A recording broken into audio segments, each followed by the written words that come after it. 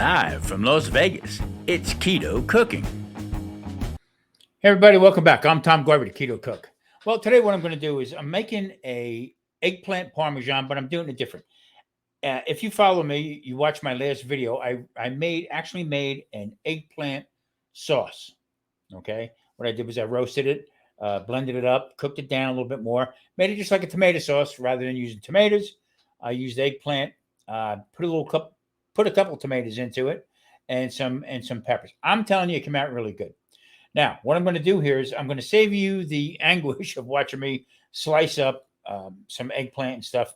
Please, I want you to be very careful when you're buying eggplants because a lot of these high-end stores, I got these in Sprouts, and I tell you what, pretty disappointed in their selections that they had. Pay top dollar for it, and I saved it. In other words, it came out pretty good. All right, without further ado, let's get into this cook here. You're going to see it's already sliced, and I'm going to start building this dish. I'm going to put it together. All right, I'll catch you at the end. All right, there it is, all sliced up. This is 3 of them. I'm going to get these into the pan because they're starting to oxidize now. In the old days, they would press these out, try to get all the water out of them, salt them up pretty good. Nowadays, you really don't have to do that. I mean, they will oxidize. You can see it turn a little bit here. But the way I'm going to be doing this, there's no need to do that. So I leave the skin on, get some nutrients on there. I cut it thin enough so it still cooks up faster. Now, let me go over this a little bit more. You can egg wash these and run them through, put them into some pork rinds. Okay, that would be healthy for me. Other people use coconut flour, almond flour. I don't use none of that junk because it's not good for you. But I like it grilled like this because I get the flavor better. It never made any sense to me, okay, to go through all that work, egg wash it, okay, put the breadcrumbs or the pork rinds on it, saute it, put it in the pan, okay, crisp it all up, to bury it in sauce to where it doesn't stay crunchy.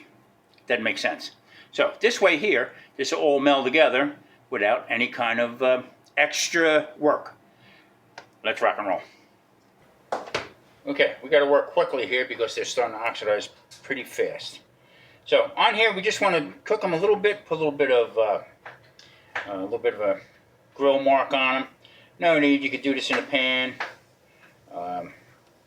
This is just to make it look nice, I guess. Let's turn this bad boy around.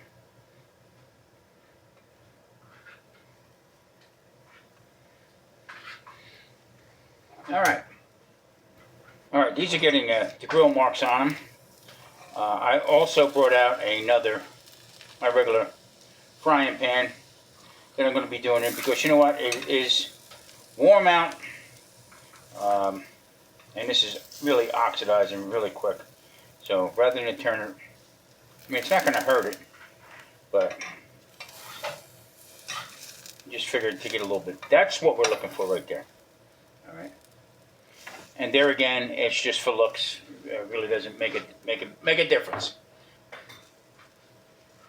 Okay, Marie stepped in to give me a hand with this process. We're using 2 pans, one to get them going, and the other one to get the marks on them, the grill marks on them. And basically that's it. That's why the idea of cooking them so thin, okay, works out better for the faster process. You can make them any thickness you want. I find it to be better very thin, and you'll see why in a little bit. All right. Okay, here's the process of how I'm going to get this out. Now, if you notice the way it was packed, Marie put a crease in it here. So now I can take this and fold it over and break it. Okay, so that's broken in there. Now what I'll do is, rather than ripping up the bag, okay, I can take a, if I can find it, oh, you know what, this will work. I can take a rolling pin, okay, and I'll bring it to that end, to the crease, okay, and I can just give it a little whack, opens it up. I can take that piece out. I'm not going to use all this. I'm just going to take it out of the bag. Give it a little whack. Okay, so now I have, come on, you're coming out no matter how you want it. Just, whoop, there we go.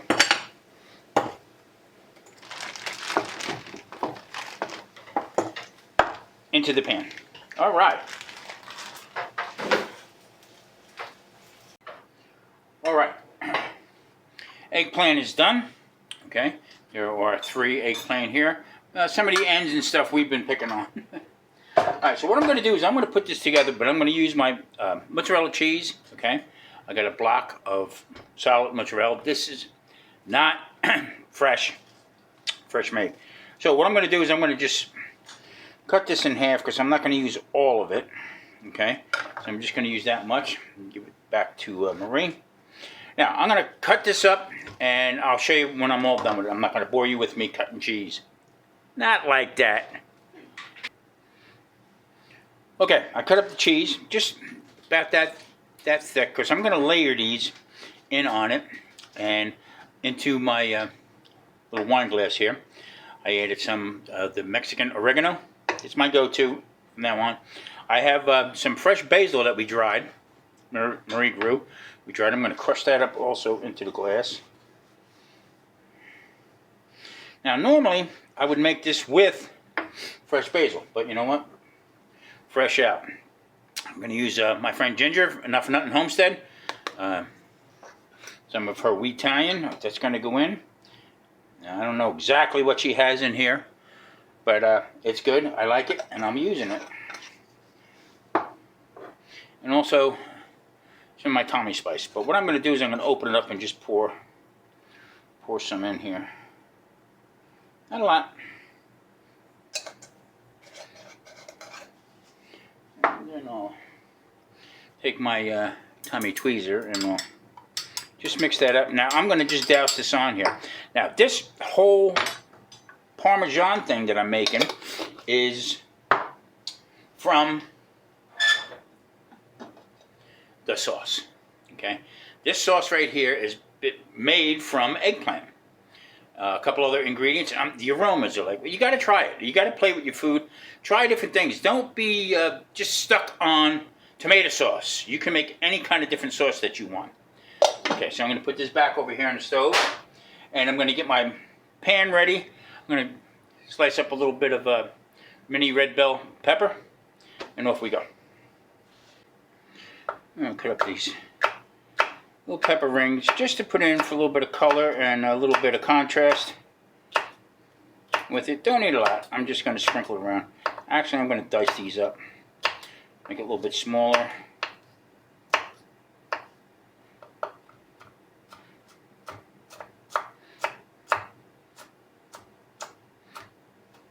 Now, if you notice, I'm not using any garlic. There is garlic in with the sauce. I don't want to use any more. I don't want nothing to overpower the taste of the sauce.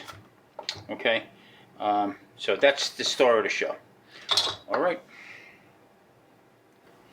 Okay. Into the dish, I'm going to be putting in the sauce. Just spread this around a little bit. Nice little thin layer on it. Now, if you notice, this took the consistency of almost like a paste. Okay, see how it is? So it would be like the same thing as a thick tomato sauce. All right.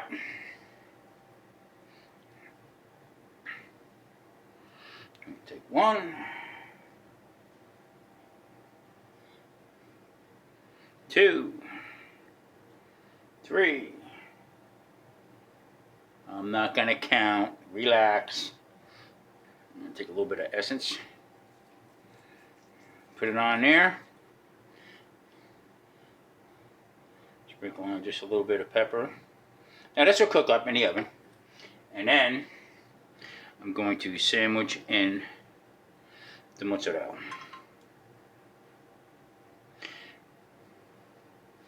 And I'm going to build this up. Okay, this is how this is going to play out now. I did one layer on the bottom, cheese, a little bit of pepper, the top layer of eggplant, a little bit of the sauce.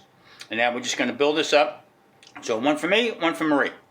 We'll cut them. I'm sure I'm not going to be able to eat that whole thing, but we still have plenty of eggplant, some cheese. We'll show you when we're ready to put it into the oven. Okay, there it is. Marie finished it up. Really nice. I'm just going to add a little bit more seasoning to it. This is going to cook up pretty quick. Delicious. Just the smell, the sauce.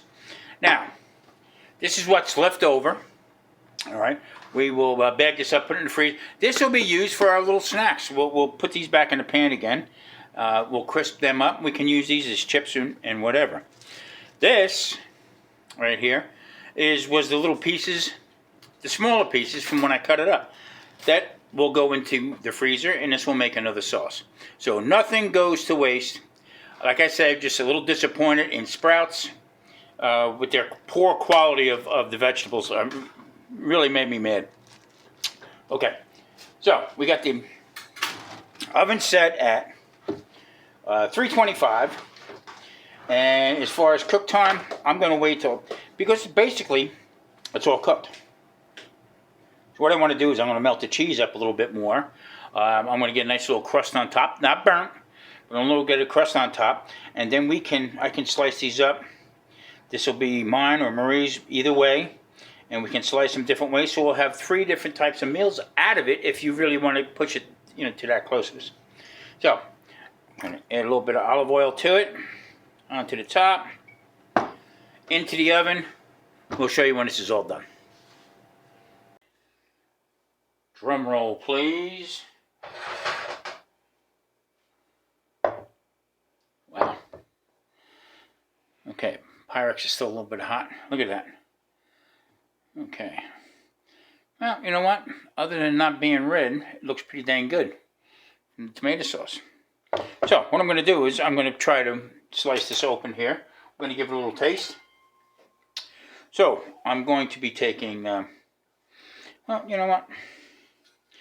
I'm going to be taking this piece right here. Okay, I'm going to bust it down like that. Now, it looks a little, like it has a little bit of oil on it. I'm good with that because I do like olive oil. So, I'm going to put this over here. Try to get this little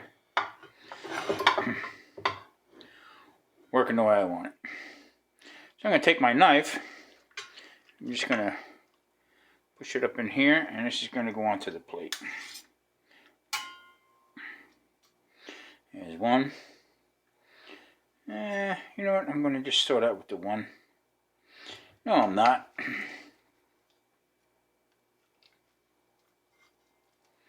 I'm going to go with number 2, and I'm going to lay that right across the top right there. Okay? Now, let's put this over here. The sauce really took to it. I'm going to take a towel here. Wipe this down. This is, I mean, I've been waiting for this for a while. And I'm going to wipe this down here a little bit. And I'm going to take some of my essence that I put on. And I'm just put this all around here. You know, I like to have my food look nice. Okay, moment of truth. Let's spin it around here.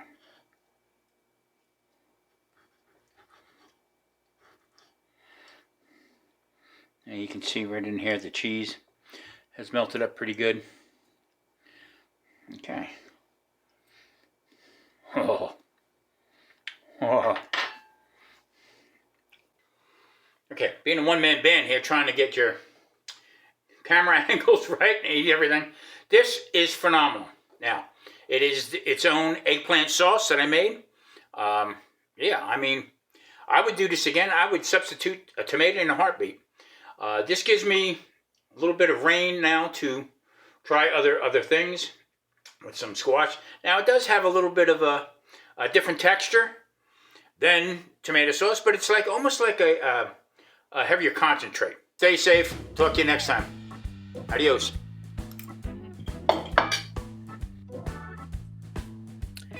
All right, there you have it.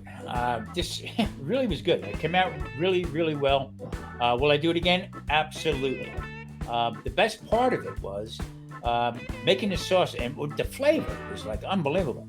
So making it with the eggplant, well, it's kind of redundant, I would think, but it really tasted good. Don't forget, now I added 3 plum tomatoes in it, give a little bit more base to it.